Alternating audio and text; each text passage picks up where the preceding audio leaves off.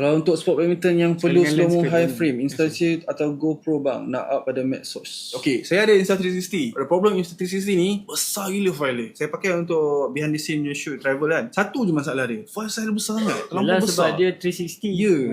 Hence the word. Kalau saya ke sharpness, GoPro lagi sharpness. Saya memang ni untuk badminton. Ha. Saya fellow badminton player juga. Oh ya. Saya boleh saja untuk abang buat compilation macam abang saya tunjuk tadi tu, memang GoPro abang. Sebab apa kan, bila 360 ni abang nak edit, nak transfer ke media social media lagi. Payah. Memang nak kena edit dan nak kena framing. Go for GoPro. Kalau antara dua choice ni GoPro lah. Kecuali kita nak pacak kat tengah-tengah, kita dapat dua semua angle. Itu bagus lah 360. Okay, So maksudnya kita letak kat gelanggang tu kan, kiri Betul, kita ambil, kanan belah. Itu memang bagus. So you tak payah beli dua kamera. Betul. Ha, Tapi ni edit memang abang kena edit lah. kena edit lah. Cuma file masa cakap awal besar. Satu shoot dia, saya tu nak edit pun 1.9 gig tu untuk berapa second. Besar gila. 1 minit ni video 1.9. Betul. Tapi fleksibel lah. Macam saya buat podcast kat luar kan, saya buat pacak tengah, borak. Tapi besar sebab kita pakai 2.7K.